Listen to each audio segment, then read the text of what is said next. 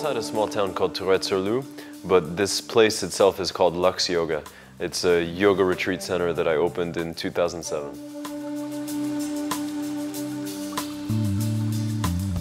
LUXYOGA is an immersion experience, and when I'm not here at the villa teaching these immersions, I'm traveling around the world and teaching.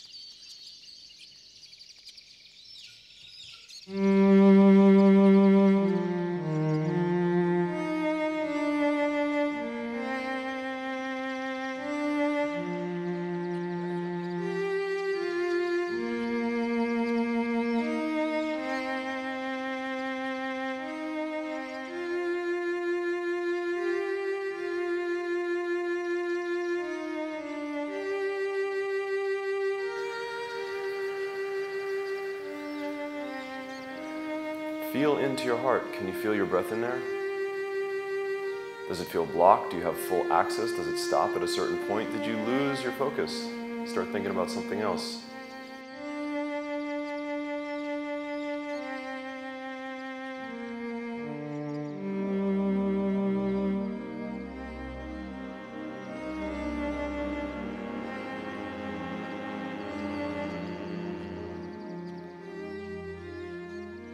It's so hard in today's world, the way that we're wired and the way that the world is set up to make us grasp, to then figure out how to live content.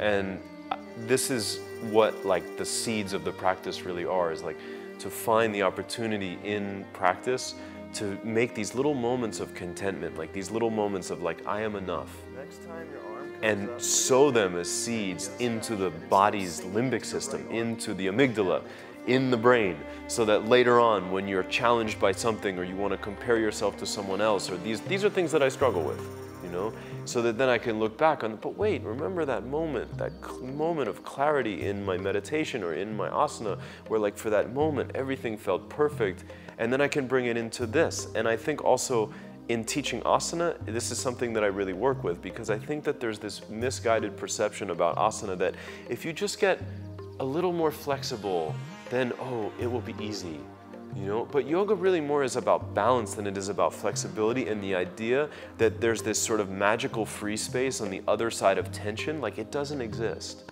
There's always feeling as feedback. And so I work with my students to give them, to try to give them an appreciation for the feelings of the moment as guiding points towards how to practice in that moment, as opposed to like things to skip to jump to the next stage.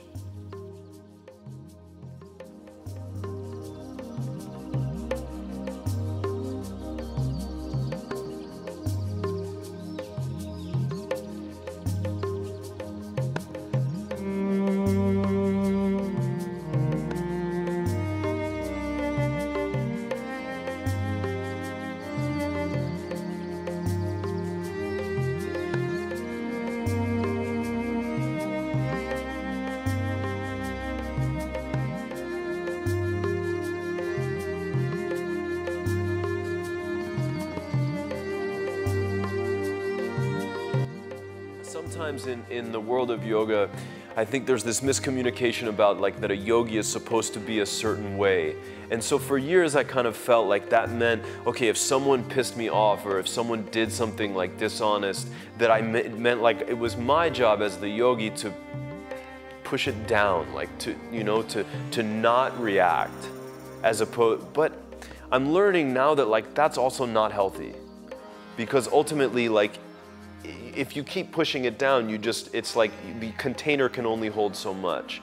So one, the practice is a way to learn how to process that. Like one thing that I do in my practice is I actually bring some of the things that are challenging me in my life, irritations, frustrations, into my practice, so I can use my physical practice to process those emotions, to allow them to be experienced through inside the container of the yoga practice. And then also so that I can learn in my life, like when it is time to tell someone, like actually, that's not okay what you did there. And part of that honesty is part of learning where that honest line lies is part of my practice, my greater practice.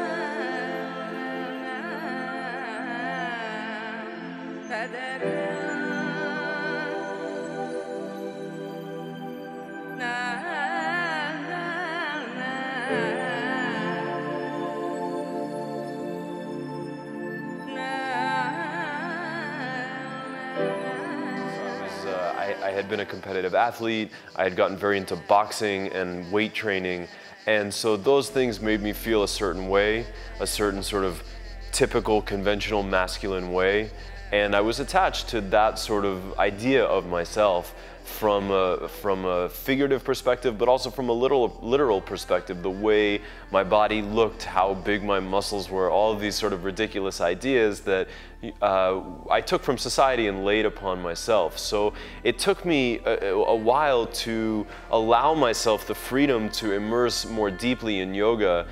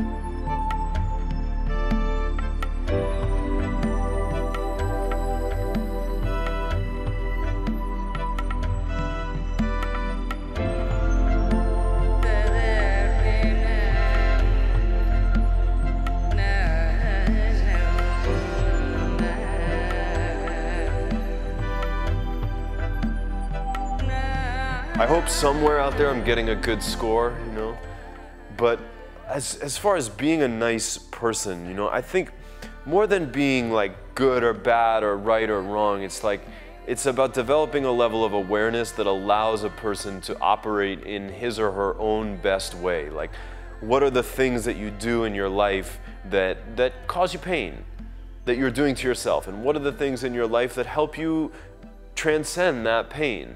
So for me, it was easy in a beginner's way, in a beginner's mind, to look at like how I treat other people, because other people are an incredible mirror for us. And so that was like a first step in like, how am I to other people, in considering how am I in the world and how am I like inside myself.